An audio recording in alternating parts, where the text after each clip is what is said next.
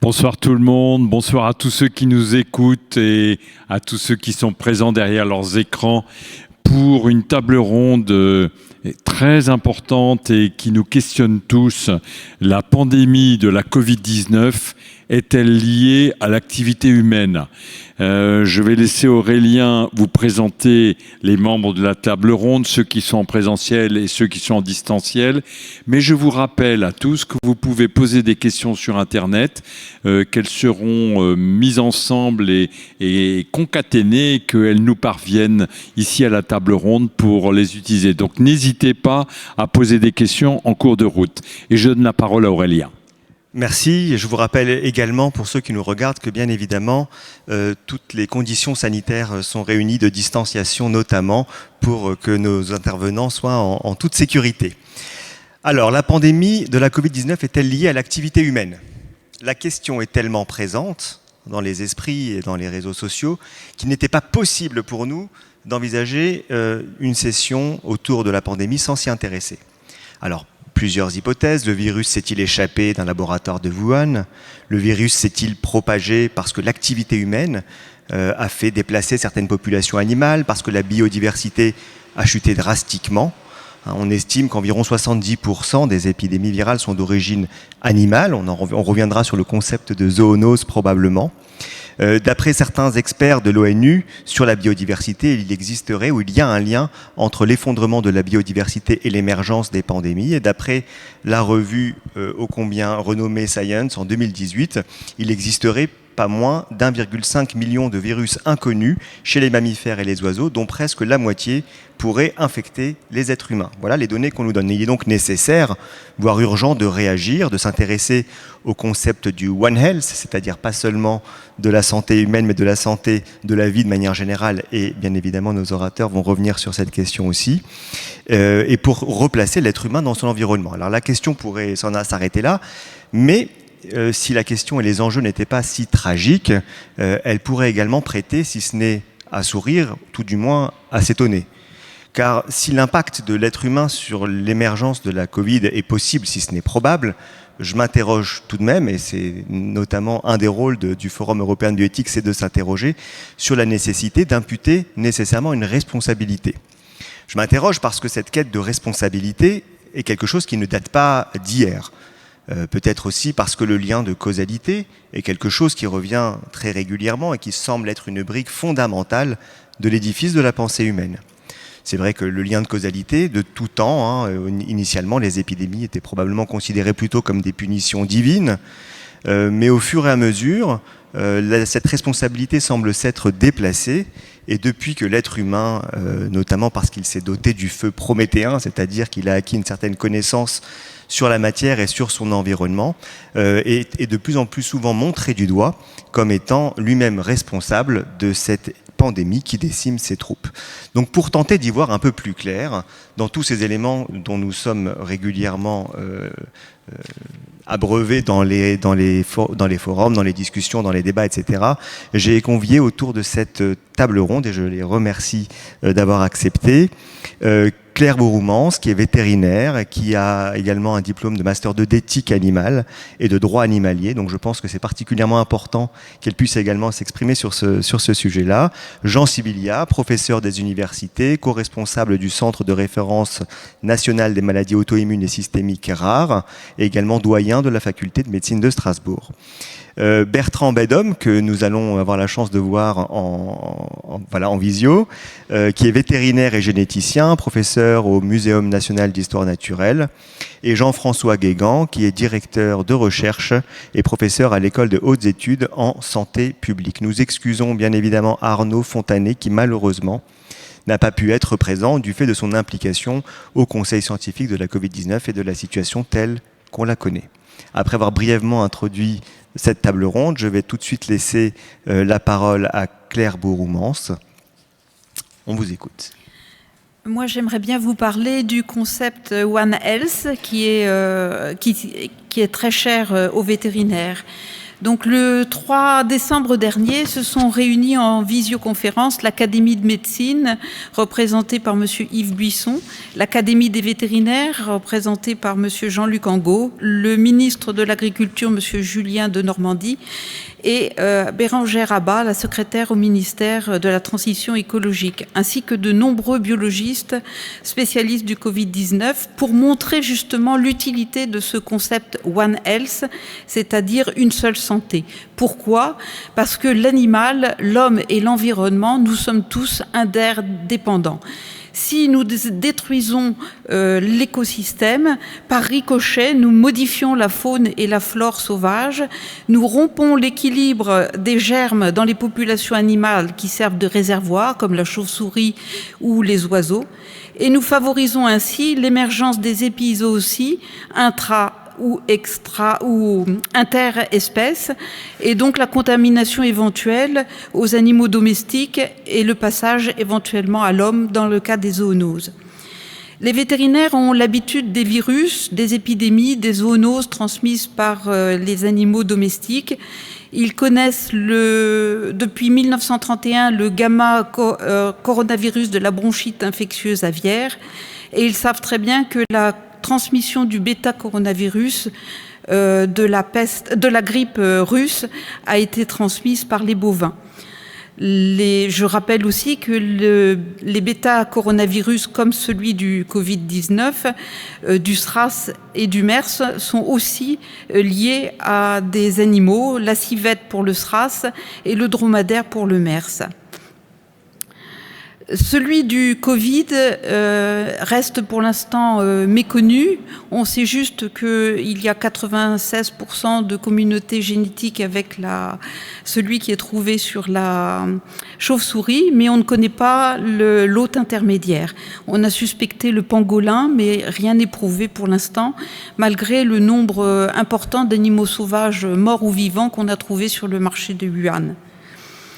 Les vétérinaires ont à leur disposition des laboratoires départementaux d'analyse, de véritables plateformes de biologie moléculaire capables d'analyser 300 000 PCR par semaine pour maîtriser les épidémies qui surviennent régulièrement sur le bétail ou sur les volailles et prévenir ces infections.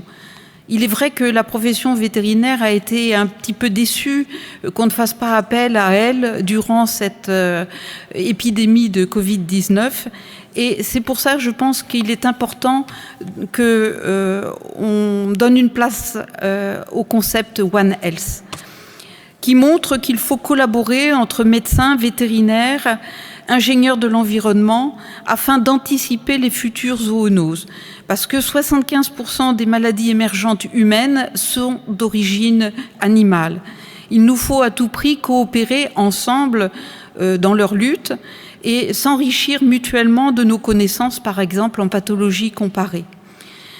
Pour faire avancer ce concept d'une seule santé, il faut une volonté politique, former et éduquer les futurs décideurs.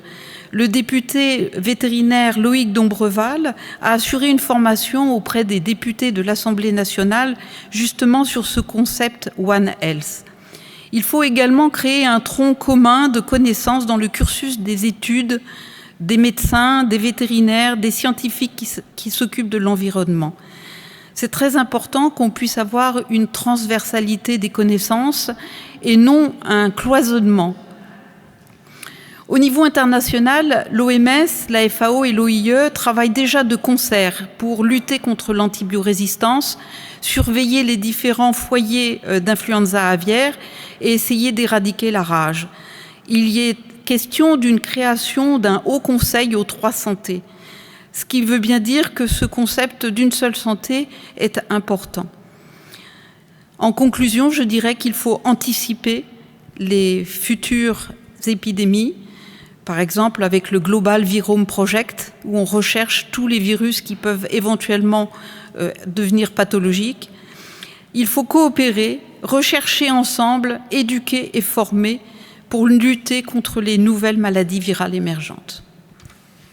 Merci. On vous redonnera la parole un petit peu plus tard pour parler plus spécifiquement de l'activité humaine et de son interaction.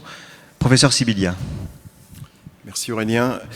Beaucoup de choses à dire. Merci pour votre introduction, auquel on est nous aussi très sensibles. Le concept de One Health, de Global Health, on y est extrêmement sensible et j'y reviendrai. Je voulais juste introduire par une vision qu'on peut partager sur la notion de responsabilité, puisque c'est le thème de cette conférence, cette table ronde. Je pense qu'il faut bien différencier. C'est fondamental quand on approche cette question-là, deux notions très différentes dans la responsabilité. Il y a la responsabilité culpabilisante, qui est souvent portée et qui n'est pas constructive, parce qu'elle est finalement la recherche d'un alibi, comme au Moyen-Âge. On devait trouver l'élément qui provoquait la punition divine et qui provoquait la peste. Et cette recherche d'une responsabilité culpabilisante qu'on voit diffusée dans notre société, je pense qu'elle n'a absolument pas de sens. Et il y a une autre façon de voir la responsabilité, c'est de la voir sous forme constructive. C'est-à-dire qu'est-ce qu'on a fait pour en arriver là ensemble et qu'est-ce qu'on peut faire ensemble pour s'en sortir. Donc c'est vraiment très important. Je voulais vraiment dire ces quelques mots en introduction pour qu'on soit ensemble plutôt dans une forme de responsabilité constructive. Sur cette responsabilité, et on reviendra certainement sur différents aspects, j'en vois au moins trois. La première, elle est scientifique. Il y a une vraie responsabilité scientifique. Je ne sais pas si on abordera la question de l'origine de ce virus, mais il faut se questionner malgré tout, parce que c'est une question éthique et déontologique. A-t-on le droit de manipuler de cette façon-là des virus, même dans un labo, dans un P4, dans un P3? Et si on le fait, avec quelles règles et sous quelle surveillance, entre guillemets, mais au sens noble. Quand je dis surveillance, c'est pas la surveillance, c'est pas Big Brother, mais quelle surveillance et quelle collaboration qui permet de contrôler ces éléments-là. Je n'ai pas et personne n'en a, je crois, de source sur l'origine de ce virus, mais le questionnement est légitime, bien sûr, il est légitime, et sans aucun accent complotiste, parce qu'il faut absolument sortir, évidemment, de ce débat-là. La deuxième chose, c'est qu'on a une responsabilité institutionnelle, académique, et là j'en viens avec ma casquette de formateur, de doyen de ma fac, etc. Et moi je suis très sensible à l'aspect que vous évoquez, l'aspect d'une formation au concept de Global Health, One Health, de santé globale, mais tous ensemble.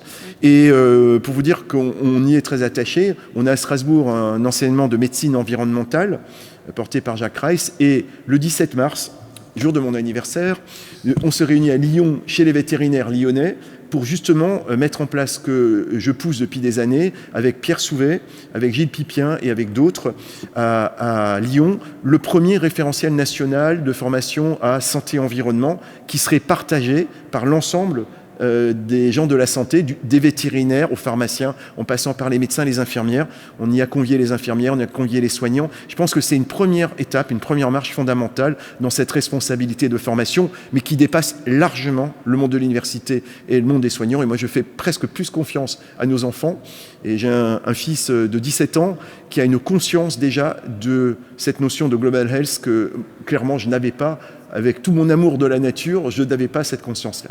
La troisième conscience, le niveau de conscience qui mène à une responsabilité, j'allais dire, citoyenne, et vous l'avez dit, et c'est vraiment peut-être l'élément le plus important, c'est que peut-être, pour bien vivre ensemble, et pour qu'on ait un avenir ensemble, qu'Homo sapiens ait un avenir sur notre planète, c'est comprendre pourquoi on est là et ce qu'on fait dans ce monde qui nous accueille, qui n'est pas à nous, qui était là avant nous, qui sera là après nous, et qu'est-ce qu'on peut faire de ce monde qu'on nous a légué et qu'on lèguera aux générations à venir. Et cette conscience-là, et cette responsabilité-là, elle permet de créer, en fait, ce que je crois, une vraie mythologie, mais au sens noble du terme. Et on a aujourd'hui, peut-être dans notre société, dans notre monde, perdu cette mythologie de vivre ensemble pour un sens commun et une cause commune. Et elle est là, cette cause. Elle est là parce que finalement, la réponse à la question que posait Aurélien, c'est oui, nous sommes responsables en partie et en grande partie de l'émergence de ces pandémies. Évidemment que nous sommes responsables. On abordera la question de pourquoi les transports, l'insécurité, les transports, les échanges, et il y a plein de choses qu'il évoque, mais je voulais finir sur cette notion de responsabilité citoyenne. Ayons conscience que tout est un tout, que tout est lié, et qu'on respecte en fait ce qui nous a fait et ce qui fera, je l'espère, l'avenir d'Homo sapiens. C'est un enjeu fondamental qui dépasse très largement celui de la pandémie. La pandémie, c'est un symptôme, c'est un signal. Alors, on peut faire de la poésie, dire que c'est le signal que nous lance l'univers dans un moment difficile, et que l'apparition des variants au même moment que la vaccination, c'est mon fiston qui m'a dit ça. Il me dit « Papa, comment tu expliques que le jour où on commence la vaccination, on découvre en même temps 3 ou 4 variants sur la planète. Alors évidemment, pas d'ésotérisme, hein, toujours de la rigueur, de la science et des faits. Mais il est vrai qu'on peut imaginer que ce signal, il faut l'entendre. Il faut l'entendre. Alors, j'aime pas du tout la notion de monde d'après, de monde nouveau. Tout ça, c'est des mots. Mais clairement, il faut prendre conscience collectivement de cette responsabilité citoyenne. Je pense qu'on redébattra certainement de ces 3 aspects. Les 3 sont fondamentalement importants et c'est vraiment un enjeu pour les générations à venir. Merci. Je vais maintenant laisser la parole à Bertrand Bedhomme, qui est généticien et qui va peut-être aussi pouvoir nous éclairer un petit peu sur les mécanismes qui, pour le grand public, restent souvent opaques. Mais on vous écoute. Merci. Je ne sais pas si vous m'entendez bien. On vous entend bien. Très bien. Alors, il y aurait beaucoup de choses à dire sur les mécanismes. J'ai au moins déjà relevé dans ce qui a été dit des choses qui, effectivement, reviennent assez souvent dans le grand public, mais pas que dans le grand public. Par exemple, si je rebondis sur l'apparition de variants au moment de la vaccination, bien évidemment, il y a des raccourcis qui sont faits là-dessus. Les virus se diversifient. Il y a des milliers de variants qui ont déjà été caractérisés. Certains n'ont aucune conséquence sur quoi que ce soit. C'est de la dérive.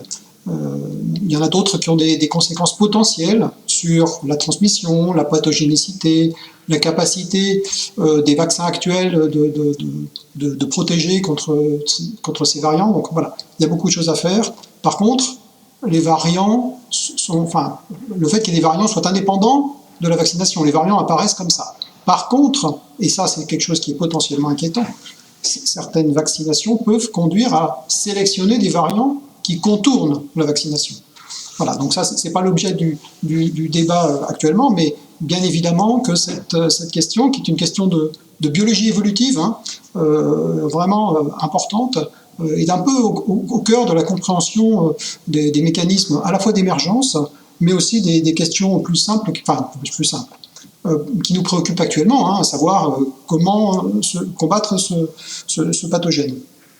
Et à ce sujet, à propos de la formation que M. Sibilia a évoquée juste avant, il y a aussi une formation qui serait intéressante à faire pour les médecins, hein, en complément de la formation One Health.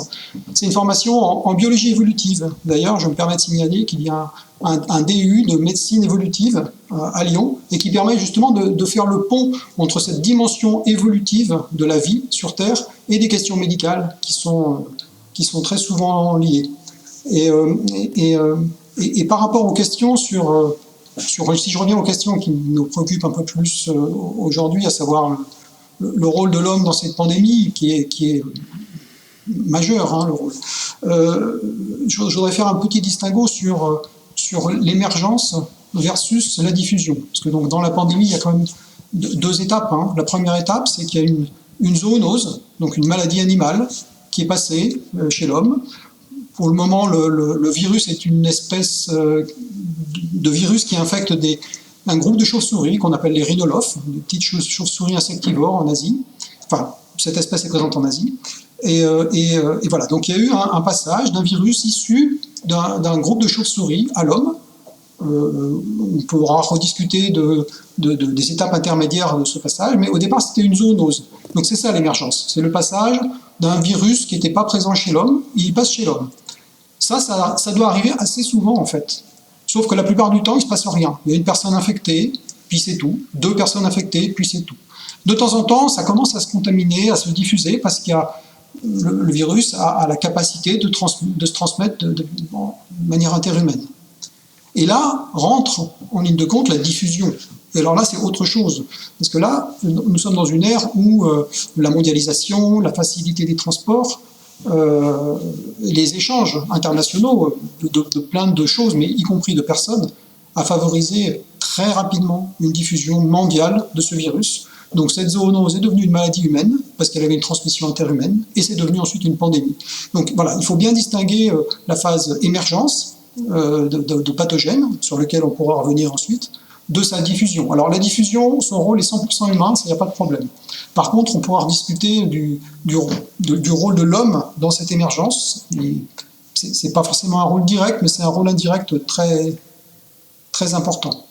Alors, juste un point un peu historique, il est même presque surprenant qu'on s'interroge sur le fait qu'on ait un coronavirus qui infecte la population mondiale à ce point-là. D'abord parce que ce n'est pas la première fois qu'il y a une émergence d'un coronavirus. Il y en a eu 2 récents. Il y a eu le SARS, qui a eu une première émergence, qui a été relativement contenue, on va dire. Hein. Il n'a pas abouti à une pandémie importante, mais il y a eu pas mal de transmissions à l'échelle du monde. Il y a eu le MERS, qui était apparu au Moyen-Orient, en péninsule arabique, qui a eu aussi quelques contaminations en Corée, mais là aussi, il a été relativement contenu. Et donc, ce SARS-CoV-2, qui est donc, on a 3 émergences de coronavirus très très proches, 3 bêta-coronavirus en quelques années. Donc ça, c'est quelque chose qui a alerté d'ailleurs certaines personnes sur la probabilité que ça recommence. Et par rapport à ce qui a été cité tout à l'heure, effectivement, il y a une hypothèse assez intéressante actuellement, qui est un virus, un bêta-coronavirus, qui serait peut-être à l'origine de la grippe russe en 1890, qui était considérée comme probablement causée par un influenza, comme toutes les grippes, on va dire, et qui était peut-être une émergence d'un coronavirus qui s'appelle maintenant C43, et qui a quand même causé 1 million de morts. Donc il est possible qu'il y ait déjà eu une pandémie avec une conséquence très importante en termes de continents touchés, de mortalité, il y a déjà 120 ans. Merci. Je vais maintenant laisser la parole à Jean-François Guégan, qui est directeur de recherche et professeur à l'École des hautes études en santé publique. Oui, merci, bonsoir. Vous m'entendez ? Oui, on vous entend. Donc avant d'apporter quelques éléments, je voulais apporter 2 points de détail par rapport aux discussions qu'il y a pu y avoir précédemment. Et on voit bien dans la discussion qui s'est engagée combien le concept de maladie infectieuse émergente a lui-même évolué, dans la mesure où beaucoup, non pas vous parlent de maladie infectieuse émergente, mais de virus émergent. Et il est vrai qu'on a eu une succession d'épidémies, et donc avec celle-ci de pandémies ayant pour cause un virus, mais n'oublions pas que aujourd'hui dans le monde, on meurt plus de maladies dues à des bactéries que l'on meurt de maladies dues à des virus. Donc il ne faut pas l'oublier. Ensuite, en tant que professeur à l'École des hautes études en santé publique, j'ai introduit des cours depuis plus de 10 ans dans le cadre d'un master de santé publique en anglais autour de toutes ces approches. Donc vous voyez, c'est pas nouveau. Aujourd'hui, avec la pandémie, on rediscute de concepts, dont le concept One Health, qui en réalité, s'il n'était pas prononcé et décrit ainsi, existe depuis très longtemps en réalité. Et c'est ça qu'on a oublié. Et on a beaucoup oublié de faire de la multi ou de la transdisciplinarité, c'est-à-dire de mieux associer la médecine infectiologique avec la médecine infectiologique vétérinaire, mais aussi l'écologie et l'évolution, comme on vient de l'indiquer. Alors, je vous ai dit qu'on meurt plus de bactéries dans le monde. Sachez que, par exemple, une bactérie qui va causer la coqueluche humaine, Bordetella pertussis, son origine, elle est avant tout animale. Elle a un tronc commun avec une autre bactérie qui va infecter les porcs, mais aussi les lapins, et qui s'appelle Bordetella bronchiseptica. Une très grande partie des agents infectieux humains, dont certains peuvent être d'ailleurs contagieux, comme celui responsable de la coqueluche, ont entre 62 et 70% d'entre eux une origine animale. Mais il n'y a pas un grand horloger au sens voltairien du terme qui aurait jeté les premiers miasmes sur les premières populations humaines. Elle vient, comme je viens de l'indiquer, de l'animal. Mais on pourrait se poser cette même question pour les animaux. Et il n'y a pas non plus un grand horloger qui aurait jeté les premiers miasmes sur les populations animales et les différentes espèces. Et l'agent responsable des coqueluches animales, vous en avez 2, Bordetella bronchiseptica et Bordetella parapertussis, leur origine, elle est végétale. Ce sont des bactéries qu'on trouve dans le sol, et en particulier la rhizosphère de plantes. Mais c'est aussi vrai pour le groupe des mycobactéries, causant la lèpre, causant l'ulcère de Buruli, causant la tuberculose. Autrement dit, on voit là très bien que le sol mais aussi la rhizosphère des plantes, ont toujours constitué un énorme réservoir, tout autant d'ailleurs que l'animal, pour engendrer des pathologies animales, mais aussi humaines, avec l'illustration que je vous ai donnée de la bactérie responsable de la coqueluche.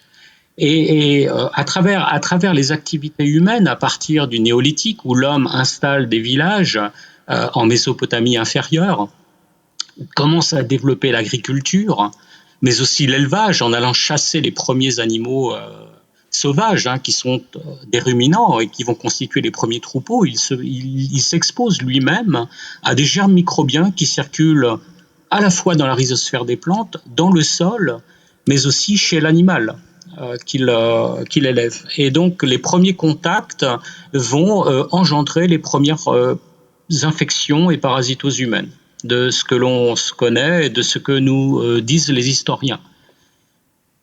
Ce qui se passe aujourd'hui finalement sur Terre, avec une agriculture de plus en plus importante, notamment dans les zones intertropicales, et qui participe à la déforestation des grands biomes forestiers des zones intertropicales, eh bien l'homme s'expose à des germes abrités par cette diversité biologique, abrités par ces animaux en particulier, mais abrités par le sol, par les écosystèmes aquatiques, par la rhizosphère des plantes, et engendre de nouvelles infections parasitaires et infectieuses par ce processus. Autrement dit, tous les contacts que l'homme, à travers ses activités, et en particulier celles de l'agriculture et de l'élevage, l'expose à des germes microbiens. On estime aujourd'hui que ce sont plusieurs milliards de virus, de bactéries, de champignons microscopiques, mais aussi de protozoaires ou d'éprions qui sont abrités dans la diversité biologique.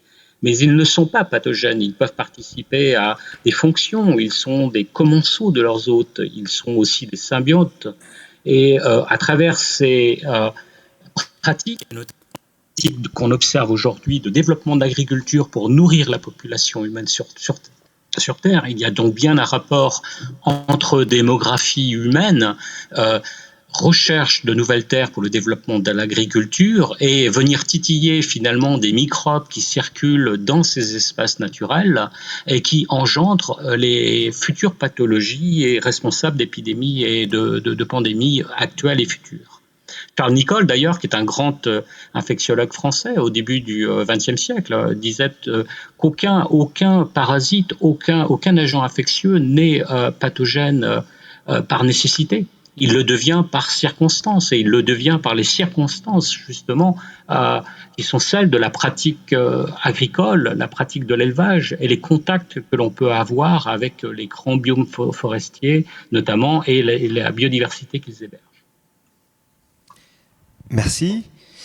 Claire Bourmans, par rapport aux activités humaines qui pourraient avoir une influence sur l'émergence de nouvelles pandémies, de quel type d'activité et quelles sont les conséquences observables? Donc là, comme le sujet c'est le Covid-19, je vais rester dans ce domaine-là.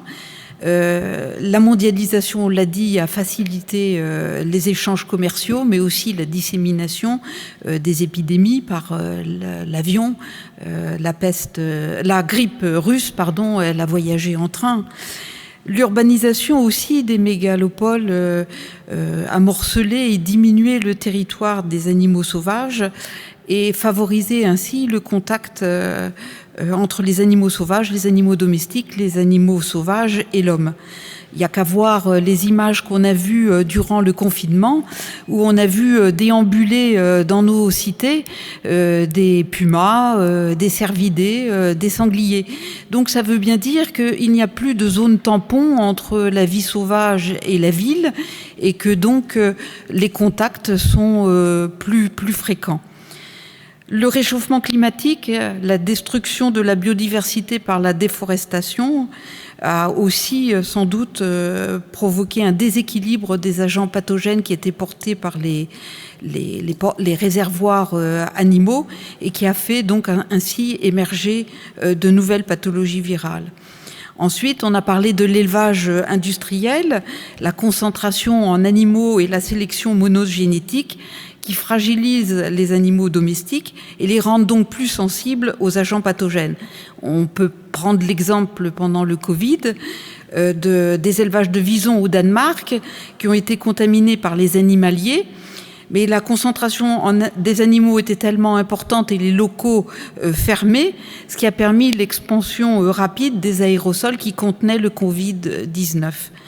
Le problème, c'est que le vison est un animal qui est sensible aux pathologies respiratoires et que le virus en a profité pour muter en 2 variants. Et ces 2 variants ont contaminé à nouveau l'homme, une 12aine d'hommes. Donc, par principe de précaution, les élevages du Danemark ont été abattus. Il y a un élevage en France également, mais il y en a d'autres en Grèce, en Italie, aux Pays-Bas. Il y a aussi un autre problème, c'est le trafic des animaux sauvages, les marchés des animaux sauvages en Asie, la chasse de brousse en Afrique, et chez nous, les nouveaux animaux de compagnie qui favorisent des contacts de proximité importants entre les humains et les animaux sauvages et donc qui favorisent les échanges de maladies. Merci. Par rapport à la notion de biodiversité, alors je sais, Jean Sibilia, que vous êtes dans le domaine de la médecine, mais que ça peut avoir des implications, puisqu'on traite aussi un animal un peu particulier qui s'appelle, comme vous l'avez dit avant, l'Homo sapiens. Mais l'Homo sapiens s'intègre dans un équilibre de biodiversité et probablement que ça peut avoir un impact sur sa santé également. C'est une expérience du vivant exceptionnelle. Il n'y a jamais eu une espèce qui a dominé son écosystème qui s'appelle la Terre de cette façon-là. Il y a 7 milliards d'individus, il n'y a jamais eu, les espèces ne sont jamais développées probablement de ce qu'on sait de cette façon-là. Donc ça crée une pression sur l'environnement planétaire particulier. La population humaine s'expand comme un virus, finalement, se multiplie et malheureusement a un effet pathogène sur son environnement. Et c'est pour cette raison-là, d'ailleurs, il faut le rappeler, que la sixième extinction des espèces qu'on observe aujourd'hui s'appelle, c'est pas très joli, mais l'Anthropocène. Hein. Et c'est un mauvais clin d'œil de l'histoire. Donc je crois qu'il y a un lien obligatoire et une vision obligatoire du lien entre tous ces éléments-là. Il y a des exemples très précis d'érosion d'impact, même en Alsace, je vais prendre un exemple alsacien, d'érosion de la diversité qui favorise la prolifération des maladies, c'est la maladie de Lyme. Ça a été très bien étudié dans plusieurs papiers montrant que l'érosion des écosystèmes avec la disparition d'espèces intermédiaires favorise la prolifération, c'est une zoonose des porteurs, c'est une chaîne assez subtile de la tique, le petit animal, le gros animal et puis l'homme qui est un hôte accidentel qui est malade de cette zoonose, parfois assez sévèrement. Il y a une corrélation très nette entre la disparition de la biodiversité de nos écosystèmes proches de nous et de la prolifération de cette maladie, même si elle n'a pas, cette maladie bactérienne, elle n'explose pas comme une maladie virale. Donc il y a vraiment des exemples extrêmement précis. Juste un élément sur les virus, parce que c'est problématique humaine quand même très importante. On a aujourd'hui des éléments sur un projet mondial de l'identification du virome planétaire, c'est 10 puissance 31 virus aujourd'hui, au moins. C'est considérable. Évidemment, rassurez-vous, la grande majorité n'est pas pathogène ou ne devrait pas être pathogène, sous réserve, comme ça l'a été dit, de l'absence de transition d'espèce, de transmission d'une espèce à une autre. Donc il y a effectivement, on vit, on le sait peut-être pas, mais on vit immergé dans un monde unicellulaire qui nous a précédés, qui n'est même pas un monde unicellulaire, le virus étant une particule dont la nature vivante est même discutable. Est-ce qu'une particule virale non autoréplicative est véritablement du vivant? En tout cas, c'est du matériel organique qui est capable de se répliquer à condition de parasiter des cellules humaines. Et c'est toute la particularité de ce qu'on vit dans cette pandémie. Et juste pour finir là-dessus, parce que je pense que c'est intéressant de le débattre, la vie d'un virus, quand un virus réussit sa vie, c'est de 2 façons. C'est pas forcément d'être plus pathogène, mais la première réussite de sa vie, c'est de se transmettre à l'espèce qui l'a infecté, en l'occurrence l'homme. Et la multiplication par billions de virus est une des réussites de ce virus. Et on voit bien que tout concourt à l'émergence de variants encore plus transmissibles. Ça, Ça, c'est la première réussite de ce virus. Et la deuxième, et là que je voulais en venir, elle a déjà été évoquée, sa deuxième réussite dans la vie, son deuxième grand succès, c'est de contourner les défenses humaines qu'on lui propose, qu'elles soient l'immunité naturelle ou l'immunité vaccinale. Vous voyez que c'est un paradoxe. Donc on est responsable, mais à notre corps défendant par notre système immunitaire, de l'émergence d'un certain nombre de variants. Et ce qui pose, évidemment, ça a été évoqué, une vraie problématique de la multiplication de ces variants sous la forme d'une sorte d'intelligence biologique collective, inconsciente. Mais le virus veut réussir sa vie, il veut réussir par ces deux actions-là, et il crée des variants qui risquent d'échapper à l'immunité naturelle, on le voit à Manaus au Brésil, mais aussi malheureusement, en tout cas à la première phase de l'immunité vaccinale. Mais heureusement, Homo sapiens a quelques ressources quand même. Donc on peut rester un petit peu optimiste quand même. Merci. Bertrand, madame, peut-être pour le public qui nous écoute, qui ne sont pas toujours habitués au discours un peu scientifique, notamment aux sciences évolutives, est-ce que vous pouvez peut-être essayer de nous expliquer en quelques mots simples en quoi, quel est le processus qui permet d'observer l'émergence des variants, parce que c'est vrai qu'on a vite fait de pouvoir donner de l'intelligence à la nature, là où c'est parfois un processus très différent. Oui, bien sûr. Alors, je vais revenir juste un instant, justement, c'est exactement ce même principe évolutif sur ce qu'a dit Jean-François Guégan tout à l'heure. Bien évidemment, pour la plupart des espèces hébergent un certain nombre de micro-organismes. Alors, certains sont pathogènes ou très peu pathogènes. La plupart ont coévolué avec leur hôte. Et la coévolution avec leur hôte fait que l'hôte a développé une résistance contre ces pathogènes et les pathogènes sont devenus moins virulents pour leur hôte. Et effectivement, c'est le transfert de cette espèce vers une autre espèce pour lequel des mécanismes de coévolution n'ont pas existé qui entraîne une pathogénicité beaucoup plus forte dès qu'il y a un transfert horizontal d'une espèce à l'autre. Donc ça, c'est des coévolutions sur des temps très longs. L'aspect dont on vient de parler, là, sur l'aspect variants, émergence des variants, échappement vaccinal, etc. Alors, il y a une tendance à l'anthropomorphisme du virus ou au minimum au finalisme, qui vient d'être même montré juste maintenant. Je vais reprendre le terme utilisé par le président du Conseil scientifique, Jean-François Delfrécy, qui a parlé hier d'un virus intelligent et diabolique et intelligent. Alors, le virus n'est ni diabolique, ni intelligent, il n'a aucune volonté, il n'a aucun projet, rien du tout. Il ne réussit, enfin voilà. Naturellement, il y a des mutations qui apparaissent dans notre génome, dans le génome de toutes les espèces vivantes qui ont un génome ADN, ARN. Il y a des mutations qui apparaissent régulièrement. On part du principe que la plupart sont neutres, c'est-à-dire qu'elles n'ont aucun effet, ni dans un sens ni dans l'autre. D'autres mutations apparaissent qui sont défavorables au virus, parce qu'on parle des mutations favorables au virus, mais il peut y avoir des mutations totalement défavorables au virus, qui fait qu'il ne va plus pouvoir se multiplier, il ne va plus pouvoir infecter d'autres cellules de son hôte, il va s'éteindre, naturellement. Donc ces variants-là, on ne les voit jamais, ils sont, comme on dit, contre-sélectionnés, c'est-à-dire que voilà, ils ne sont pas capables de se propager. Ceux qu'on observe, ce sont ceux qui ont réussi, entre guillemets, c'est-à-dire ceux qui ont été capables de se transmettre à l'autre, de se transmettre entre personnes, etc. La vaccination va faire évoluer son environnement, c'est-à-dire que les variants apparaissent naturellement, et je reviens un peu en arrière. Les variants apparaissent naturellement, là on parle actuellement des variants anglais, sud-africains, etc., pour lesquels des études un peu plus précises ont permis de valider le fait qu'ils étaient plus contagieux. Donc c'est un avantage sélectif pour un virus d'être plus contagieux. S'il est capable de se transmettre plus facilement, il va envahir plus facilement la population et à court ou moyen terme, il va remplacer dans la population un virus qui a une moindre capacité à se transmettre. Alors, quelque chose qui inquiète un petit peu actuellement, c'est notre arme principale contre l'évolution de cette pandémie est une immunité collective assez large, notamment par, l'infection, la vaccination. Ce qui inquiète un peu, c'est que la vaccination ou l'immunité acquise par chaque personne va contraindre un petit peu la place évolutive qui est libre, qui est laissée au virus. C'est-à-dire que parmi les nombreux variants qui existent, certains variants vont échapper à la réponse vaccinale, vont échapper à la réponse immunitaire de l'autre. Comme ce seront les seuls à être capables de contourner cette réponse immunitaire, ça va être les seuls qui vont être capables de se transmettre. Donc il est possible, voire probable, qu'il y ait des virus qui, à terme, contournent la réponse immunitaire collective qui est proposée par la vaccination et deviennent une nouvelle forme qui va devenir majoritaire et continuer à envahir la population ensuite.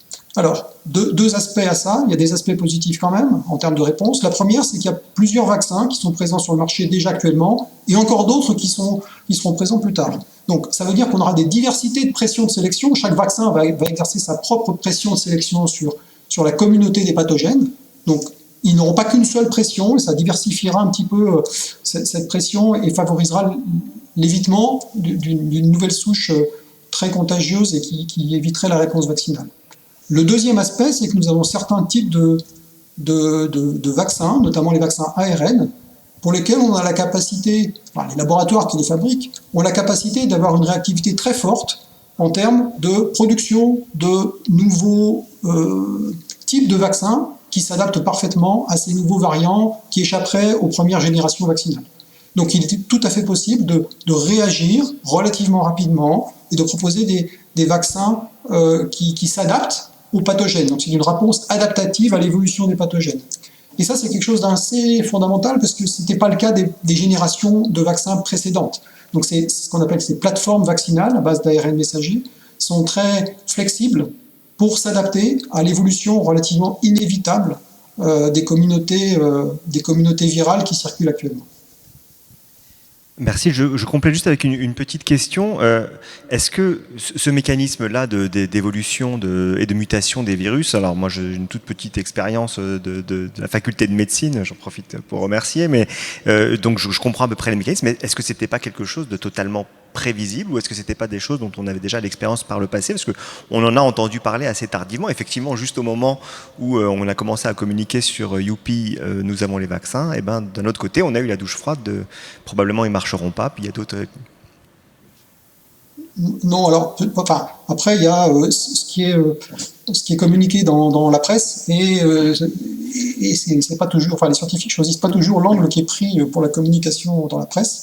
Alors, il y a des pathogènes qui ont des dynamiques évolutives très très différentes. Jean-François Guégan tout à l'heure a parlé des mycobactéries. Les mycobactéries sont des espèces dont la dynamique évolutive est très lente. Bon, ce sont des bactéries, mais parmi les bactéries, ils ont des dynamiques évolutives très lentes.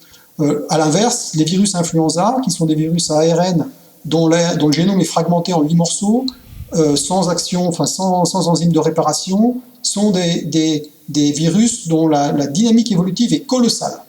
Bon, le coronavirus est un peu intermédiaire. C'est un virus ARN de gros génome, beaucoup plus gros que celui de l'influenza, qui a une enzyme qui est capable de réparer une partie des mutations, c'est-à-dire de corriger une partie des mutations. Donc on sait qu'il y a déjà des milliers de mutations qui sont apparues dans ce virus depuis son émergence.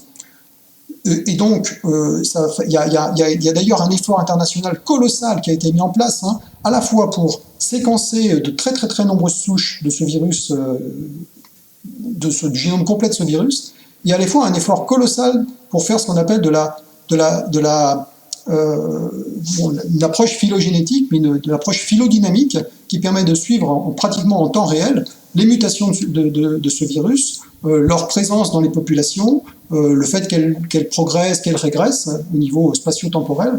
Et donc ça, il y a un effort international absolument sans précédent qui permet de suivre vraiment en temps réel l'évolution de ces virus. Et en gros, pour résumer, non, il était tout à fait connu qu'il y aurait, enfin prévu et rapidement identifié qu'il y aurait des variants de ce virus. Par contre, ce qu'on ne peut pas savoir à l'avance, c'est quelles vont être les propriétés de ces variants. Ce qu'on peut anticiper, c'est qu'il serait probablement plus contagieux. Pourquoi ? Parce que c'est un avantage sélectif pour un virus relativement évident d'être plus contagieux.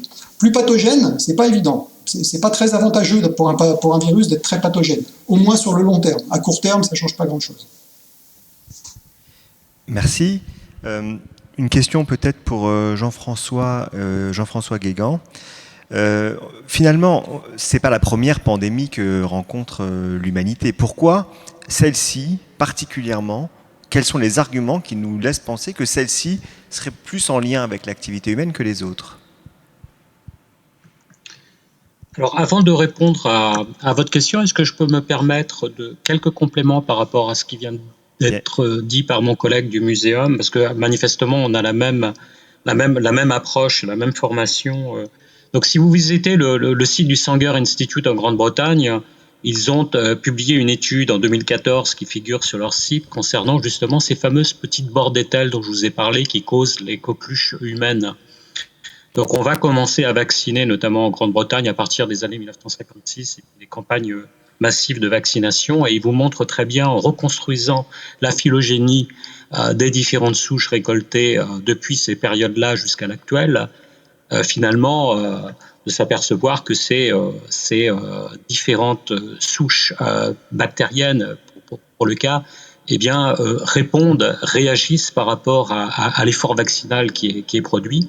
Et aujourd'hui, on observe une diversité génétique de souches de Bordetella pertussis, responsable de la coqueluche, sous l'effet de la vaccination. Donc, je vous suggère de visiter ce site et les publications qui ont été publiées en 2014. Donc, on le sait très très bien. Mais ça pose d'énormes questions, comme l'a dit mon collègue précédemment. C'est-à-dire que si vous développez et vous décidez de politiques de vaccination différentes entre régions d'un même pays, entre pays différents, vous allez créer une hétérogénéité spatiale qui elle-même va pouvoir avoir des impacts sur l'évolution virale dans ce cas-là. Donc ça, c'est extrêmement important à considérer. On ne tient pas suffisamment compte justement de l'espace. Je considère qu'il faudrait adopter les mêmes politiques pour essayer de frapper plus fort plutôt que d'avoir des politiques différentielles qui pourraient... Dans l'histoire des épidémies, c'est toujours ce qui s'est passé. En réalité, ce sont des pays qui ne faisaient pas la même chose ou qui ne faisaient rien du tout, qui ont été ensuite les centres de réinvasion infectieuse, qu'on appelle aujourd'hui des résurgences. Donc, votre question concernait la crise pandémique à Covid et à savoir si c'était de la première, c'est ça qui était lié à... Disons qu'on évoque beaucoup la cause humaine. Alors, sur quels arguments? Enfin, parce que on a parlé avant de la coqueluche. L'être humain n'a cessé depuis son arrivée sur Terre, enfin après un certain temps, d'agir sur son environnement. Alors, qu'est-ce qui fait que cette fois-ci, on a l'impression qu'effectivement, il y a une forme de responsabilité de l'activité humaine et que ça va aller de mal en pis? Tout d'abord, il y a eu beaucoup de confusions qui ont été transmises par les médias, c'est-à-dire que le lien entre la pandémie actuelle et la biodiversité, c'est une pandémie avec un agent qui est devenu contagieux. En revanche, il y a bien un lien entre la biodiversité et les pratiques agricoles et puis l'émergence du phénomène. Et donc, c'est très différent, le phénomène d'émergence qui, lui, a réussi pour donner une épidémie qui ensuite produit une pandémie, donc une épidémie globale en quelque sorte. Il faut bien faire la distinction entre le phénomène d'émergence et la pandémie. Donc, dans un premier temps, mais dans toutes les histoires des pandémies, l'homme, c'est un facteur de co-construction. Nous sommes responsables de la construction des agents infectieux. Donc aujourd'hui, si elles prennent de plus en plus d'ampleur, c'est pour beaucoup grâce et à cause des transports transcontinentaux de personnes, bien entendu, mais aussi d'animaux. Vous avez beaucoup plus, à l'heure où l'on parle, d'animaux domestiques et de rentes qui circulent que d'humains, sachez-le. Et ces animaux transportent des agents infectieux pour eux-mêmes, mais aussi pour l'homme, ce qu'on en appelle des zoonoses.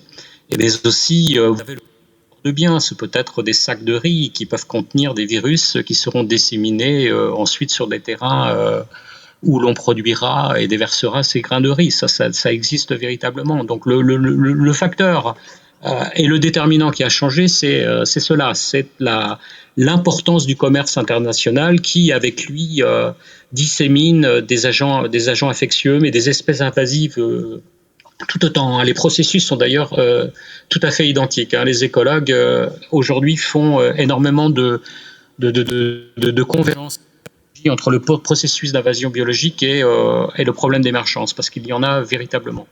Donc ce qui a changé, c'est ça, c'est cette dimension planétaire du commerce international, des gens qui voyagent, des biens, mais aussi des animaux.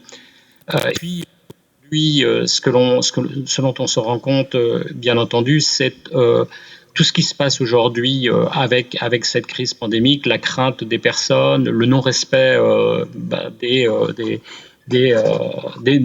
mesures de confinement, des mesures prophylactiques, et ça c'est extrêmement important. Mais dans toute l'histoire des pandémies, vous avez reçu Anne-Marie Moulin qui a dû vous l'expliquer parce que c'est aussi son expertise. Les pandémies ont toujours été bien plus catastrophiques en termes de désorganisation sociale, politique, bien entendu, que les causes de morbidité et de mortalité qu'elles ont engendrées. Ça, c'est un facteur puissant dans toutes les épidémies et les pandémies en réalité. Oui, elle en a parlé effectivement ce matin, Anne-Marie Moulin, notamment en expliquant qu'il y a eu des époques dans l'histoire de l'humanité où il y avait un contact entre l'homme et l'animal qui était encore parfois, ce qui semblait bien plus étroit, même si c'était pas forcément en nombre identique, mais qu'effectivement par le passé il y avait déjà ce contact. Je crois que Jean Sibilla voulait rajouter quelque chose. Il y a une belle histoire en fait qui montre, on parlait du contournement de la réponse immunitaire et de la pression de sélection qu'on exerce par notre activité humaine et le développement de nos traitements. Il y a un bel exemple historique, c'est l'épidémie de VIH. Dans les années 80, fin des années 80, on traitait par monothérapie les malades infectés par le VIH, AZT, DDI, DDC, et en monothérapie, n'assommant pas suffisamment le virus, on a vu émerger des résistances, parfois en quelques jours. Il y a quelques expériences assez troublantes. Et c'est uniquement dans une stratégie, et là je rejoins, c'est très important ce qui a été dit, il faut vraiment qu'on ait une stratégie globale, massive, pour traiter et assommer est un euphémisme, ce virus. Et ce qui a été fait avec le VIH, c'est l'utilisation des bi- et des trithérapies qui ont permis effectivement d'empêcher que le virus puisse développer des résistances pour contourner les traitements qu'on utilisait. Donc c'est un bel exemple. Alors, le VIH n'a rien à voir avec ce gros virus ARN qui est SARS-CoV-2, mais les stratégies, on a une responsabilité aujourd'hui probablement collective des thérapeutes, des prises en charge et des politiques de santé et des politiques vaccinales. Effectivement, tout à fait d'accord avec ce qui a été dit, il va falloir agir de concert, vite, massivement, avec des armes différentes. Mais, dernier point, ne pas être dans la pensée magique de penser que la vaccination sera le sauveur de l'humanité. Ça ne suffira pas. Ça a été modélisé par une équipe anglaise il y a 48 heures. On n'arrivera jamais à obtenir dans cette situation-là une immunité collective à niveau suffisamment vite pour éradiquer par la simple vaccination ou les vaccins ce virus. Il faudra combiner, je pense en tout cas dans les prochains mois, combiner à la fois les vaccins évidemment et faire vite et le plus vite possible, mais combiner aussi et continuer à appliquer drastiquement les mesures barrières et dès que l'on pourra, quand le niveau de circulation du virus sera faible, reprendre une stratégie qui est mal faite dans beaucoup de pays du monde, qui est dépistage, traçage, isolement. Ces stratégies ont quand même montré d'une certaine façon qu'elles peuvent contrôler l'épidémie à son émergence. En Océanie et en Asie, il y a des pays qui ont quand même mieux contrôlé la diffusion épidémique que nous. Donc il va falloir combiner l'ensemble des choses. Donc là aussi, il vaut mieux être prévenu que de tomber des nues. La seule vaccination qui est impérative, il n'y a pas de restriction, elle ne suffira pas. Il va falloir continuer à mettre l'accent sur l'ensemble de la combinaison de cet arsenal. Avant de laisser place au débat, un petit clin d'œil de la part de notre premier président Jean-Louis Mandel, qui écrit dans toute l'histoire de l'humanité jusqu'au progrès de l'hygiène, puis des vaccins et traitements anti-infectieux, la mortalité était principalement due aux maladies infectieuses, diarrhée du nouveau-né, variole, tuberculose, peste, choléra, fièvre jaune, paludisme. Et ça me fait enchaîner sur la manière dont l'humanité vivait les épidémies de peste qui étaient toujours reliées à une sorte de culpabilisation. Et ça attire mon oreille sur l'espèce de culpabilisation massive qu'on est en train de faire par rapport à cette épidémie. Rien n'a changé depuis 1350 à Strasbourg, où on a accusé certains d'avoir empoisonné les puits. Cette fois-ci, c'est des mauvais comportements humains qui sont montrés du doigt. La démographie, des gens qui font des recherches sur les virus dans les laboratoires pour faire la guerre, la déforestation, le contact avec les animaux, le trafic d'animaux sauvages. Est-ce que ça ne ressemble pas à l'empoisonnement des puits. Cette espèce d'auto-culpabilisation de l'humanité pour dire, avec peut-être parfois un agenda caché, ben vous voyez, vous avez beaucoup péché, et ben maintenant vous êtes punis. Chaque fois que j'entends cela, je sens bien qu'il y a une part de vérité, mais est-ce que, si c'est ça l'explication des avions, du commerce, du fait qu'on a une démographie extrêmement importante, ça veut aussi dire qu'on n'arrivera pas à se débarrasser de ce problème. Et puis je compléterai juste aussi en disant qu'en science, on a l'habitude, effectivement, j'ai posé la question avant, j'ai peut-être pas eu tout à fait la réponse que j'attendais, mais on a l'habitude d'étayer une réponse. C'est-à-dire quand on dit la cause est celle-ci, là c'est vrai que des épidémies, il y en a déjà eu par le passé. Pourquoi on nous promet, et c'est notamment l'OMS qui en parlait, pourquoi est-ce qu'on nous promet de plus en plus de pandémies ? Qu'est-ce qui finalement nous condamne à avoir de plus en plus de pandémies, comme si effectivement on avait de plus en plus de responsabilités, ce qui est bien évidemment pas l'objet de nier la responsabilité d'être humain sur son environnement. Est-ce que quelqu'un voudrait répondre peut-être Je pense que si, comme les maladies émergentes sont quand même d'origine animale, si on favorise les contacts homme-animal, il n'y a pas d'erreur, je pense qu'on favorise aussi les contaminations. Oui, mais pourquoi plus maintenant qu'avant ? C'est toujours... Est-ce que Bertrand Bédom ou Jean-François Guégan, vous avez un commentaire là-dessus ? Non, j'ai apporté des éléments, c'est-à-dire qu'il y a à la fois le sujet de la démographie humaine pour qu'une infection se transmette. Elle se transmettra d'autant plus, et si elle est contagieuse, dans une grande population qu'une population moindre. Ensuite interviennent des facteurs de donc si vous exposez ces populations à des biomes très très riches en biodiversité, mais dont aussi en microbes, la probabilité pour que des passages et puis ensuite des installations, des essais, c'est-à-dire les microbes vont essayer en fait et succèdent pour engendrer des premiers cas primaires d'une pathologie infectieuse ou parasitaire et développer ensuite une épidémie, deviennent d'autant plus importantes. Ça semble une évidence, et c'est ce qui se passe aujourd'hui grandeur nature en réalité. Voilà, l'homme est de plus en plus exposé par ces pratiques, le développement agricole et de l'élevage. Vous voyez en Indonésie, donc ce sont des terrains que je connais très bien, en Afrique centrale comme au Cameroun, en Amazonie.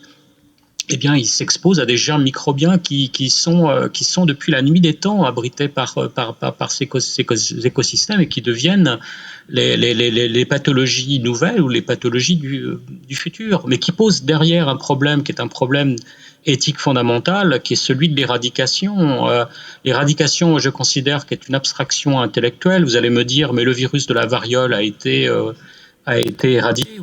Je vous répondrai que ces autres réservoirs existent toujours dans les forêts équatoriales d'Afrique centrale. Et c'est-à-dire les géniteurs de votre virus de la variole qui lui a été éradiqué, eh bien les géniteurs animaux, ils existent toujours. Ça, c'est le premier point. Le deuxième point, quand vous discutez avec des industries pharmaceutiques et que vous leur dites qu'il faudrait vacciner 92%, donc on le calcule à partir du fameux R0 dont vous avez entendu parler, 92% de la population globale pour tenter d'éradiquer le virus de la rougeole. La même chose pour la bactérie de la coqueluche. Il faut envisager cette campagne vaccinale à l'échelle internationale. Vous voyez bien que ça est difficile. Et pour le faire, il faudrait vacciner 92% de la population totale. Les industries pharmaceutiques qui produisent ce type de vaccin vous disent mais on est incapable de le faire. Tout ça parce qu'on n'a pas suffisamment d'usines pour le faire, et si on était capable de le faire, il faut d'ailleurs penser aux autres vaccins que nous avons à produire. Donc, vous voyez très bien que le problème d'éradication d'un agent infectieux, c'est quelque chose qui est extrêmement difficile pour les différentes raisons que je viens d'exposer. Jean Sibilia voulait réagir, je crois, juste.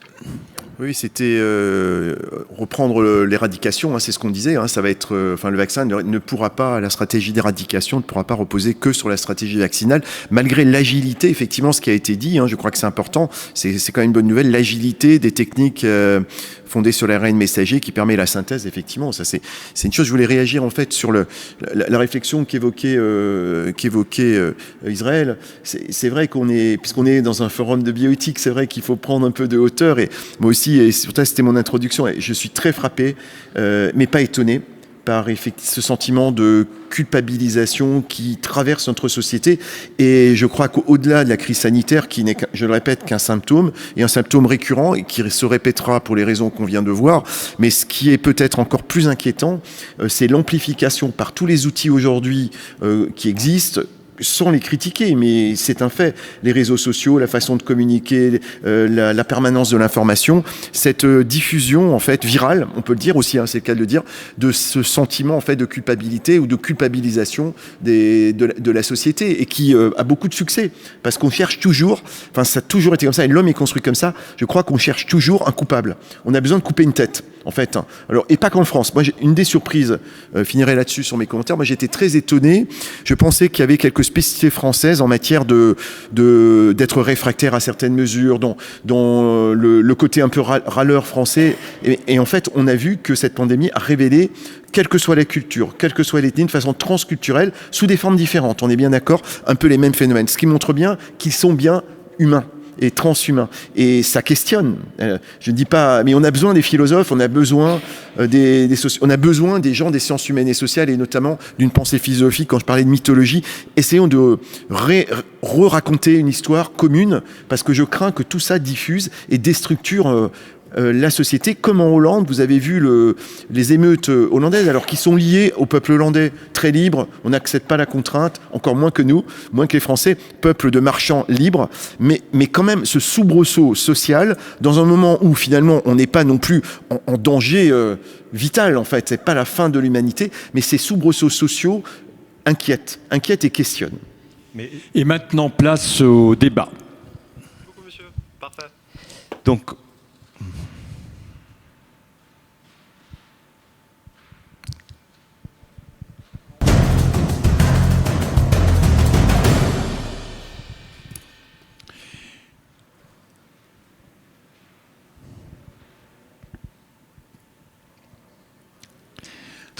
alors, j'ai des questions, je vais lire les deux premières questions. Françoise, l'homme est-il capable de respecter l'animal et le monde animal? Olivier, l'expérimentation animale demeure-t-elle indispensable à la science? Alors, ce sont deux questions assez différentes. Peut-être pour la première partie, je peux demander à Claire Bourmans, qui est vétérinaire, et qui pourra peut-être nous apporter des éléments de compréhension et des éclairages supplémentaires. Donc la question c'était sur le respect de l'animal. le respect de l'animal. Est-ce que... Disons qu'il y a beaucoup de choses à dire. Oui. Pour l'instant, il y a une loi qui est en train d'être discutée sur la bientraitance animale. Donc je pense que tant qu'on n'est pas capable de se respecter déjà entre êtres humains les uns les autres, je pense que c'est difficile de aussi respecter un animal qui ne peut pas parler, ne peut pas s'exprimer. La maltraitance animale a souvent des parallèles avec la maltraitance humaine. Donc, je pense qu'il faudrait d'abord éduquer l'homme à s'occuper de son congénère. Et alors la deuxième partie de la question, je vais peut-être m'adresser à professeur Sibilia pour l'expérimentation animale. On n'est pas tout à fait dans la thématique, mais on est quand même sur de la manipulation du vivant, avec peut-être des risques, et peut-être qu'on pourrait aussi embrayer sur justement l'hypothèse de l'émergence du laboratoire ou d'un accident de laboratoire. Ce sont des choses qui existent, et ce sont des choses qui peuvent éventuellement arriver. Je pense qu'on aura encore un peu de mal à se passer de données qu'on appelle précliniques. En tout cas, je me place en tant que soignant, que médecin. Les données précliniques restent essentielles, même si elles sont fragmentaires, incomplètes, pas forcément extrapolables à la pathologie humaine. On le sait bien, il y a de très beaux exemples, hein, où même des expérimentations sur des primates n'ont pas permis de prédire une réponse immunitaire humaine. Donc il y a malgré tout, dans le domaine de la préclinique, quelle que soit l'espèce d'animal qui sert à ces études précliniques, beaucoup de différences. Mais enfin, il est quand même difficile, on ne peut pas imaginer de tout faire in silico. Aujourd'hui, tout ne peut pas se faire en modélisation in silico. Il y a besoin, peut-être que, je l'espère, hein, qu'on en aura de moins en moins besoin. Il y a eu beaucoup de progrès. J'ai vu en 30 ans de carrière de laboratoire, je m'occupe d'une équipe INSERM où on fait peu d'animal, mais enfin il y a une animalerie quand même. J'ai vu l'évolution quand même de la bienveillance, de la bientraitance de l'animal dans les conditions expérimentales qui est absolument élémentaire.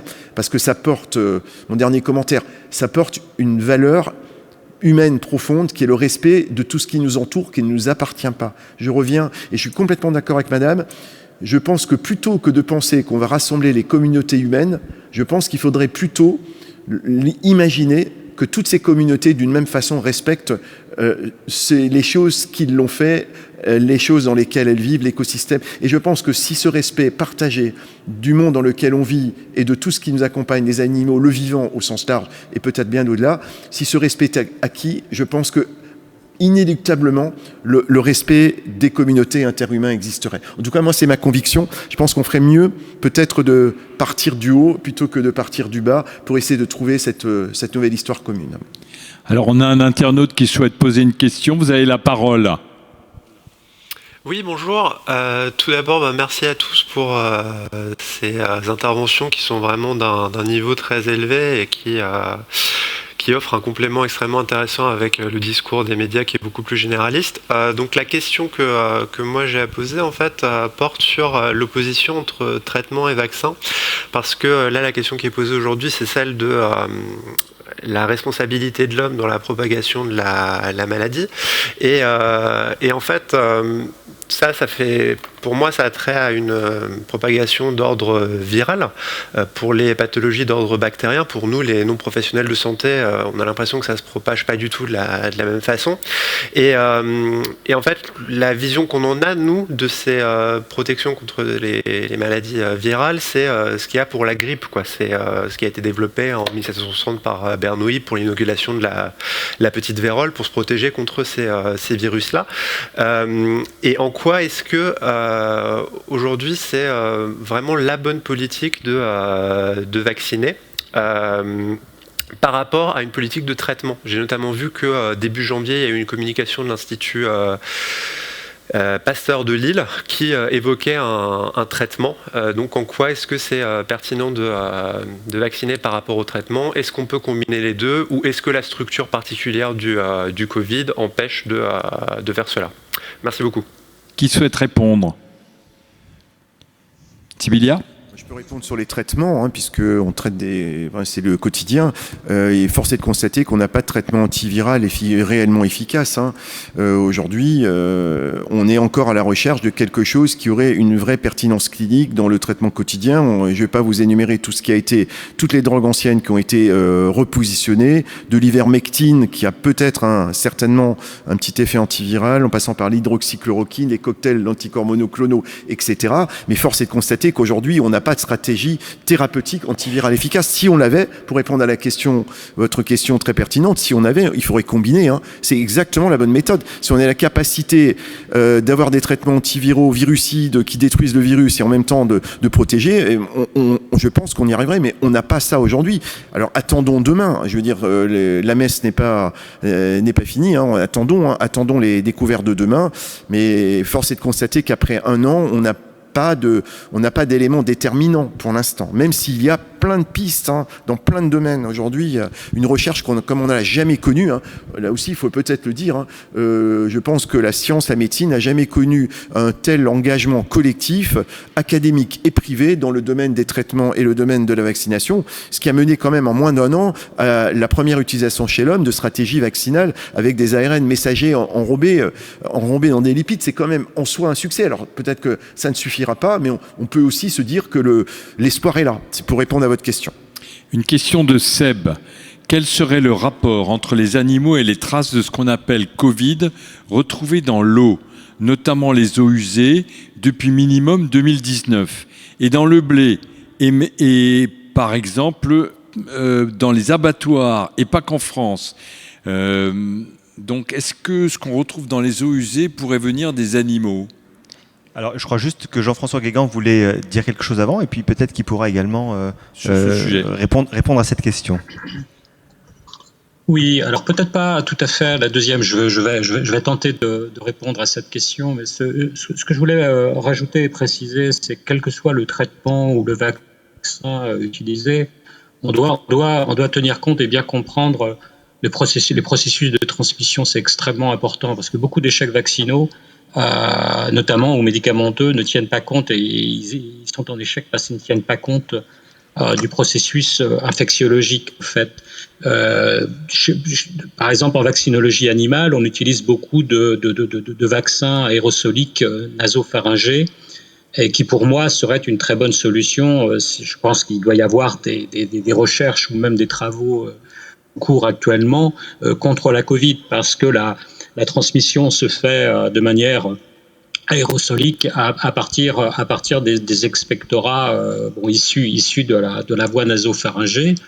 Moi, ça me semble une solution importante, mais qui pose le problème discuté tout à l'heure de l'immunité de groupe. L'immunité de groupe par rapport aux vaccins, les générations de vaccins qui arrivent, et de ce que j'ai compris, tendent à diminuer la charge virale et donc la pathogénicité et donc les effets morbides et mortels chez les individus, mais ne change en rien ou pas grand-chose dans la transmission. Donc on ne peut pas parler... Paradoxe, on ne peut pas parler d'immunité de groupe si les individus qui sont vaccinés continuent à transmettre, être infectieux et infecter les autres. C'est pour moi un non-sens, en fait. Ce que je voulais dire. Alors, il faut distinguer, et on voit bien les confusions qui sont engendrées aujourd'hui chez nos étudiants entre la particule virale et la séquence moléculaire, ou les morceaux de séquence moléculaires qui peuvent être retrouvés dans l'eau. Donc c'est le virus ou un inoculum de virus ou de bactéries qui vont causer la maladie. Ce qui se fait aujourd'hui, c'est beaucoup au travers des travaux de biologie moléculaire, la caractérisation de séquences moléculaires. Sachez par exemple que 80 à 85% des nouvelles espèces de coronavirus qui ont été découvertes ces dernières années ne le sont uniquement que sur la base des séquences moléculaires décrites. De facto, les particules, elles existent bien chez tel tissu ou dans tel organe de tel animal, mais ça n'a pas été démontré. Et elles sont à quelle charge? Et la charge virale est extrêmement importante pour comprendre un processus infectieux. Alors, dans le cadre d'un laboratoire d'excellence que nous avons en Guyane, des gens se sont amusés à la station d'Enourac, que certains d'entre vous doivent connaître, qui se situe au plein milieu de la forêt primaire de Guyane, ce qu'on appelle un Inselberg, un nitique, à rechercher des quantités de virus et de bactéries circulantes dans l'air. Et bien effectivement, ils trouvent énormément de choses qui peuvent être très virulentes, mais c'est ni les particules ni les cellules bactériennes qui sont découvertes, c'est des morceaux de séquences moléculaires qui sont découvertes, dont on ne connaît pas non plus tout à fait les origines. Pour tenter de répondre à cette question, donc encore une fois, c'est pas les particules virales qui peuvent circuler dans l'eau, c'est des séquences moléculaires ou des morceaux de séquences que l'on détermine et que l'on rapporte ensuite à tel ou tel virus en particulier. Alors, il y a une question de Philippe qui est, donc c'est une question Zoom, vous pouvez aussi poser des questions sur Zoom. Les animaux finiront-ils à terme par être mieux traités que les humains? Alors, je vais m'autoriser peut-être à transformer cette question un peu. Philippe, vous m'excusez, mais j'espère que je ne vais pas non plus trop trahir votre pensée. Mais peut-être en faire une question qui pourra permettre à chacun de s'exprimer, peut-être en guise de conclusion de cette jolie table ronde.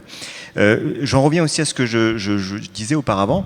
Je pense qu'au-delà des messages que peut nous envoyer la nature, et puis de la symbolique que ça peut avoir, c'est important en tant que scientifique d'essayer de bien comprendre la situation pour y apporter justement les bonnes réponses. C'est pour ça que je posais la question de savoir est-ce que vraiment ça va continuer à s'aggraver? Est-ce que celle-ci, plus que les autres, est en lien avec une activité humaine?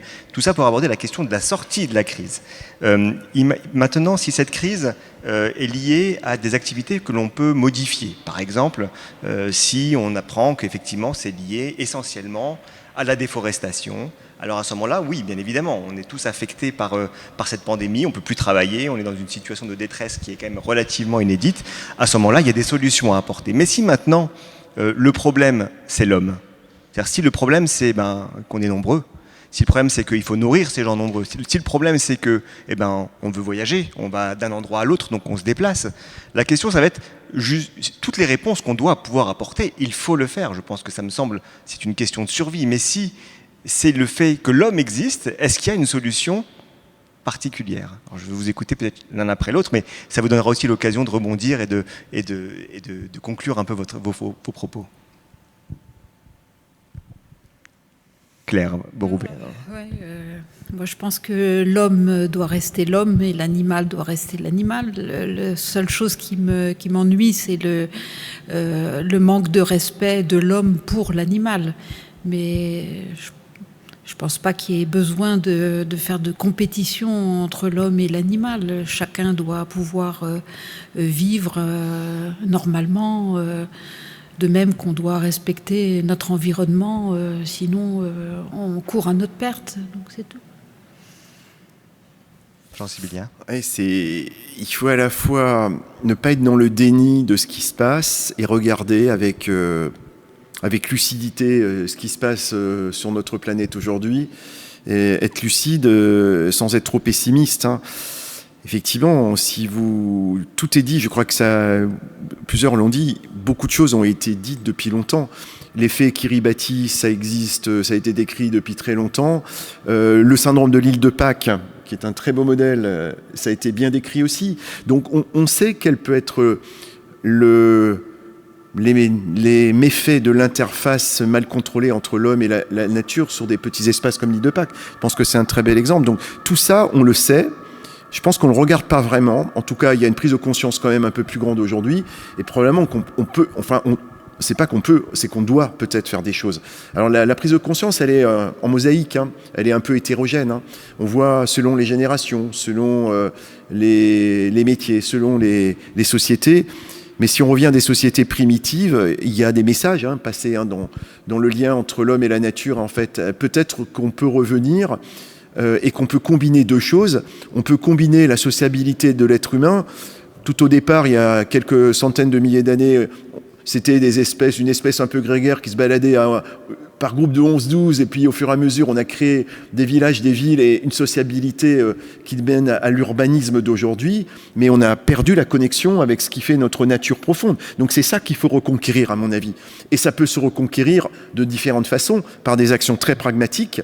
C'est un peu mon message, par des choses extrêmement pragmatiques. C'est-à-dire qu'on peut clairement quand même jouer sur l'urbanisation. On a une urbanisation qui aujourd'hui, délirante. J'ai pas fait le calcul, j'ai oublié, je voulais regarder, mais sur quelle surface vivent les hommes aujourd'hui? C'est des toutes petites surfaces par rapport à notre planète, qui est pourtant toute petite, mais sur l'urbanisation, l'éco-responsabilité qu'on peut avoir, sur la consommation, la proximité de la production, sur la surproduction, sur la consommation, sur les transports.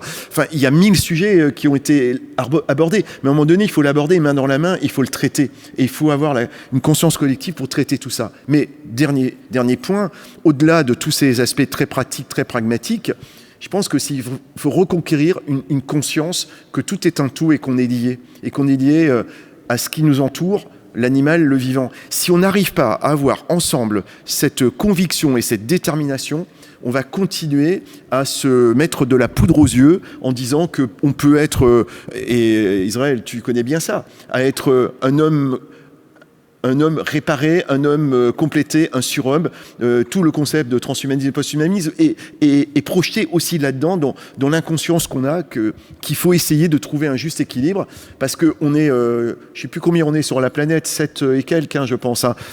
Je ne pense pas qu'on puisse être 15 ou 20 milliards. À un moment donné, il va y avoir des problématiques de ressources, quelles qu'elles soient, que ce soit en eau, en alimentation.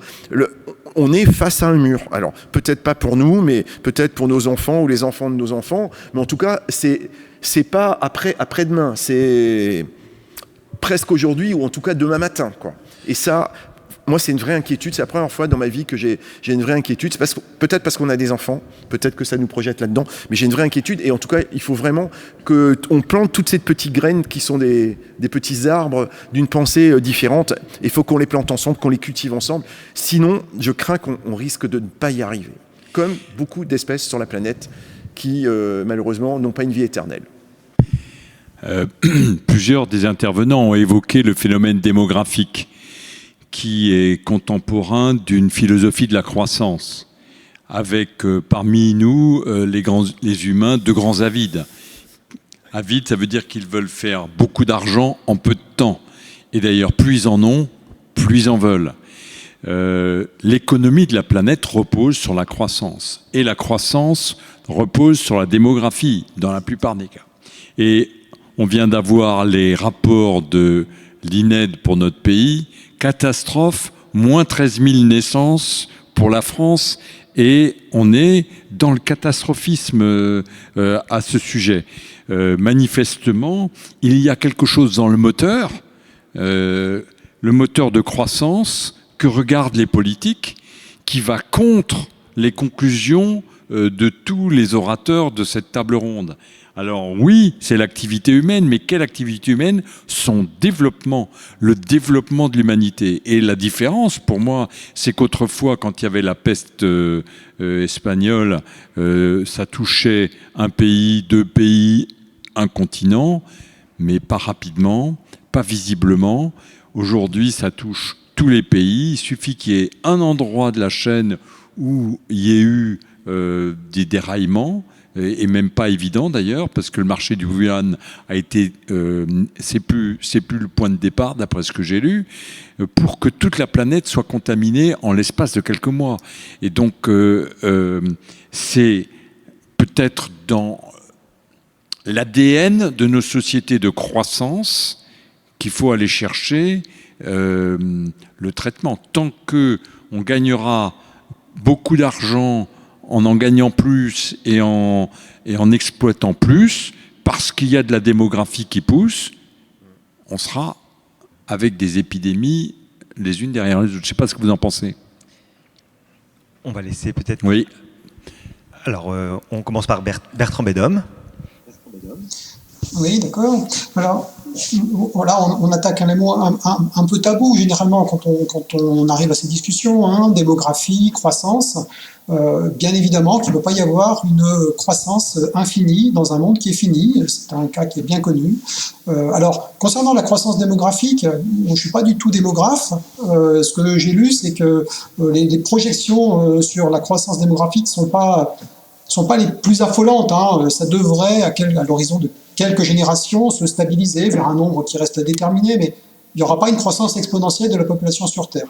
Par contre, l'autre composante, c'est l'impact environnemental de chaque être humain sur sa planète, et il est actuellement extrêmement hétérogène. Hein. D'un pays à l'autre, on a des consommations en ressources, en énergie, en environnement, en surface, qui sont extrêmement différentes.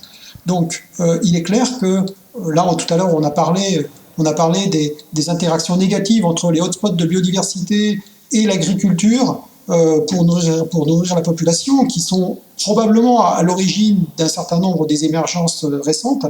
Il faudra de toute façon, de manière globale, aller vers plus de sobriété dans la consommation des ressources, parce que sinon, effectivement, l'impact de l'homme sur son environnement ne va que croître. Donc on parle du réchauffement climatique qui en est un exemple, hein, puisque c'est la consommation des réserves, c'est pas des réserves, hein, enfin des produits carbonés du sous-sol. L'autre exemple, c'est l'augmentation considérable de l'impact sur les forêts, comme l'a parlé Jean-François Guégan, hein, les forêts en Afrique, les forêts en Amérique du Sud, les forêts en Asie du Sud-Est, sont surexploités pour des raisons de production agricole, que ce soit végétale ou animale. Et donc voilà, ça c'est un des facteurs importants des émergences des pandémies récentes. Hein. Ebola, par exemple, le SARS-CoV-2, par exemple, Nipah, par exemple. Ça sera certainement le facteur des prochaines émergences, s'il y en a d'autres. Jean-François Guégan. Oui, absolument. Donc, avant de m'engager sur le sujet démographique, Donc, pour l'instant, on n'a pas de connaissances, il n'y a pas de travaux qui mettraient en évidence un effet de la déforestation en Asie du Sud-Est sur l'émergence de cette Covid-19. Ça viendra peut-être, mais laissons le temps à la recherche pour avoir une connaissance sur le virus du sida, car il y a aussi un lien avec la déforestation en Afrique centrale. Il a fallu 20 ans de travaux. On démontre aussi très très bien, comme cela vient d'être dit, que la déforestation est un des déterminants au développement du virus Ebola, générateur de fièvre hémorragique dans les populations d'Afrique centrale, mais aussi d'Afrique de l'Ouest. Il y a un lien entre la déforestation et les épidémies humaines à fièvre Ebola. Ça, on le sait. Mais en tout cas, concernant le virus responsable de la Covid-19, pour l'instant, ça n'a pas été démontré, et ce serait, selon ce que l'on sait et qui est publié, lié soit au commerce illégal de ces fameux pangolins, mais aussi à des élevages de chiens vivérins, ou alors d'animaux du groupe des mustélidés, en particulier des visons, dont on pourrait faire l'élevage en Chine en particulier. Donc c'est vers là qu'on s'oriente aujourd'hui. Alors, ce qui est intéressant, et ça, curieusement, ça n'a été dit nulle part, écrit nulle part, c'est-à-dire qu'à partir du 19e siècle, jusque dans les fins des années 50, où apparaissent les vaccinations, notamment contre les maladies infantiles, eh bien, certains agents infectieux, je vous en ai donné deux, celui de la rougeole et celui de la coqueluche, vont s'adapter finalement au contexte démographique, et en particulier celui d'affecter les populations les plus jeunes, et on les baptisera maladies infantiles, mais c'est tout simplement une adaptation de ces agents circulants aux classes d'âge les plus nombreuses et probablement les plus sensibles. Mais la coqueluche et la rougeole, on s'est rendu compte ensuite, peuvent infecter et d'ailleurs créer des cas très graves, notamment pour les rougeoles, chez des classes d'âge plus anciennes. Autrement dit, il y a un phénomène d'adaptation au contexte démographique. Avec cette Covid-19 et le virus qui en est responsable, ce que l'on peut observer, c'est qu'il affecte et cause des mortalités dans les classes d'âge les plus vieilles, mais aussi les personnes ayant des facteurs de comorbidité. Donc on voit bien que là, avec le retour de la Covid, avec l'arrivée de la Covid-19, eh bien on a un exemple d'un agent infectieux qui est nouvellement apparu, mais qui exerce, excusez-moi, je le place entre guillemets, le travail des agents infectieux dans le passé, dans l'évolution de la civilisation humaine, c'est-à-dire de venir s'adapter et créer des effets morbides et mortels dans les classes d'âge les plus anciennes. Et donc, avec cette illustration, on a, avec les maladies infantiles, la suppression des classes d'âge les plus jeunes.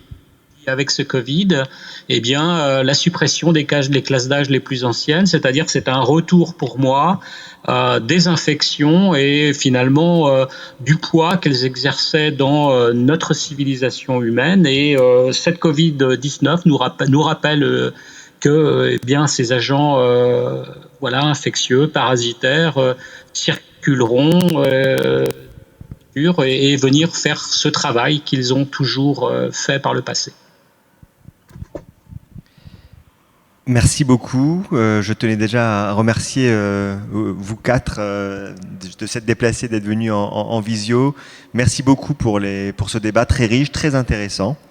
Et merci aux internautes de nous avoir suivis également via les réseaux sociaux et la chaîne du Forum européen de bioéthique.eu. Je vous convie demain matin à 10h, on ne lâche pas l'affaire, sur la Covid a-t-elle ou va-t-elle éclipser toutes les autres maladies, et toujours en direct sur le site du Forum européen de bioéthique.eu. Bonne soirée à tous et à demain, et un très grand merci à nos orateurs qui ont été exceptionnels de qualité. À bientôt, à demain.